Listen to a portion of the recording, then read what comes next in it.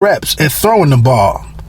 But that's not how you would run an offense. I would hope not. I hope that's not the ratio or the balance that we were striving for is 1-8. So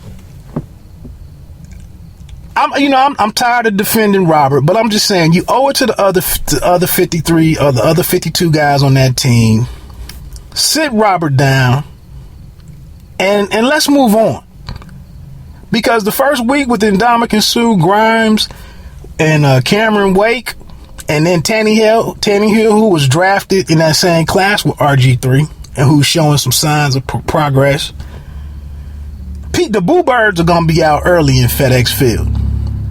And then tomorrow against the Baltimore Ravens, and it's debatable whether or not the shot on Sam Bradford was bad or dirty, but it could be up in things could be in a total disarray tomorrow night. If he doesn't look good against the Baltimore Ravens. And I'm gonna be honest with you, I don't expect him to fare well against these guys. I just feel like it's a done deal, and I really think they could have done better by the young man. But, he said in the offseason that he was done talking. He was just going to go out here on the field and do it.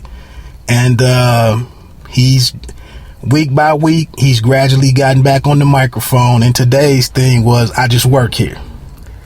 So with that said, man, like I said, if you're a Washington Redskins fan, who else are you looking at keeping an eye on as your side team this year? Because this is going down in flames really quickly. So look, thanks for pressing play. Oh, and I want to say one quick shout out to a partner of mine, Drake in Columbus, Ohio. This brother was recently diagnosed with leukemia, I believe. And I just talked to him. He kind of butt dialed me, I think. Oh, he lost his phone and was trying to figure out all his contacts. But he called me before I went on air and just told me he'd be returning to work in November. So just want to say some words of encouragement to him. Like I said, I just hit 40 in July. And you just get into that age where people around you are going through different trials and tribulations.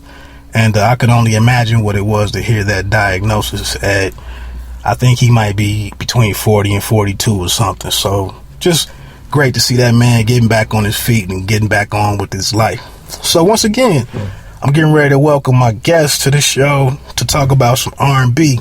If that's not your thing, hey, I'm glad you rocked with me this long. But like I said, pay me no mind. Audibles.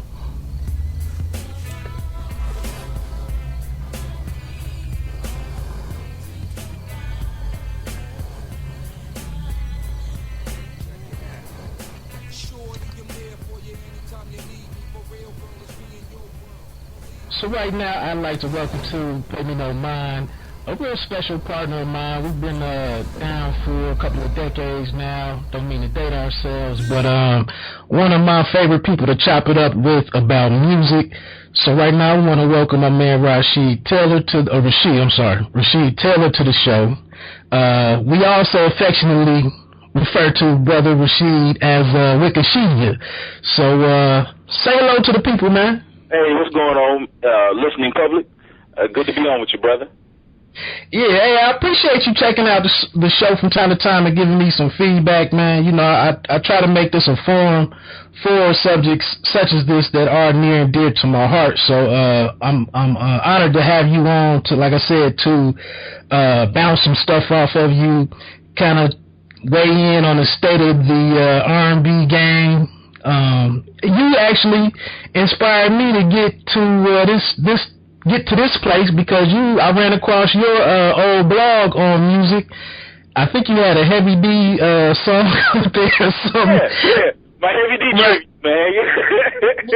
Right. So that was about five, maybe some many years ago. So immediately after that, I was like, this brother got a blog. I need to get a blog.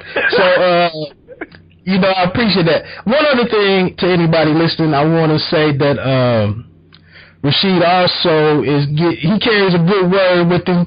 So, I'm not gonna tell you to, ignore that part of who you are. I know that's a big part of you. So, whatever you got to work in on that, you do that. I know you're a family man and just an all-around good brother. So, with that said, man, we're gonna jump into a little bit of rhythm and blues talk today. Okay, sounds good. So, what's going on, man? I know we haven't chopped it up as much. We used to do a lengthy thing on Throwback Thursday with old school hip hop videos. But today, like I said, we jumping into rhythm and blues, man. But how does what does R&B stand for you as far as your appreciation for music? Are you more of a fan of hip hop or more of a fan of R&B or anything else? For me, R&B is like I liken it to if music, if you have a music family, R&B is like your father or your grandfather, right? And so it's what I listen to first. It's what my parents bought and played in our house. Growing up, I'm born in '74, so I mean hip hop was born around the same time I was, but it really started coming to the public around '79, '80, and like the first time I remember it being something different. In our hometown, Dayton, we had WDAO, right? And so we would ride. You ride in mom's car and you listen to WDAO, and I remember them playing The Message and Child is Born with No State of Mind, Blind to the Ways of Mankind just stuck with me. So I'm in second grade at that time, and I'm walking around just repeating that because it was so captivating to me. So R&B was like already there from the day I was born up until that point, and then from like that point on, I had this love affair with hip hop, but never let go of R&B. So as I grew, we in high school and we in middle school, hip hop is how I related to my friends. Hip hop was how I related with my boys and what kind of brought us together. We on our way to basketball games, we either freestyling or we singing De La Soul's Buddy and everybody take a part, and nah, dude, I gotta be Q-Tip or I gotta be so and so, so hip hop was the way that kind of bonded me with my friends. So it was kind of like that cool uncle that showed you how to be cool and hip and fly and whatever and how to carry yourself amongst men and amongst boys. But R&B was that more so guiding force in my musical life, I guess you could say. What was the first R&B song that really let you know this was gonna be something that was a huge part of your life, like almost a family member? I mean, what was the first song that really grabbed you? The first song was I'll Be There by the Jackson 5. And I'm in my aunt's, she had some little sports car. And I'm in the back and that part come with, just look over your shoulders, honey. Oh! And as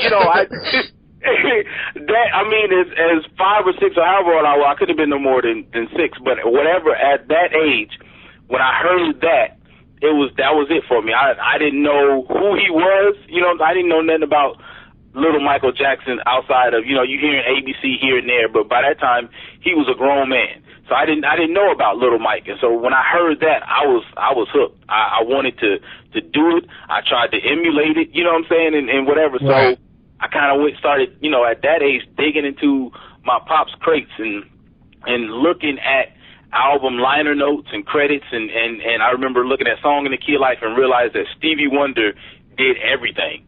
You know what I'm saying? So I'm like, so this is the way it's supposed to be. And for a minute, I thought everybody did everything. You know what I'm saying? Like, okay, right. If you sing or you're a musician, you got to do everything because that's what Stevie Wonder did. And so that's what it was. It was I'll Be There by the Jackson 5, and then the Stevie Wonder was the first time I realized what maybe R&B artistry was, so to speak. Right.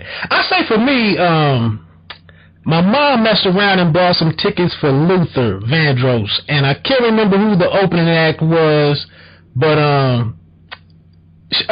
think she bought 2 tickets and a friend ended up not going, so she was like, well, baby, you coming to this show with me? And I'm sitting here like, man, I don't want to go see no Luther.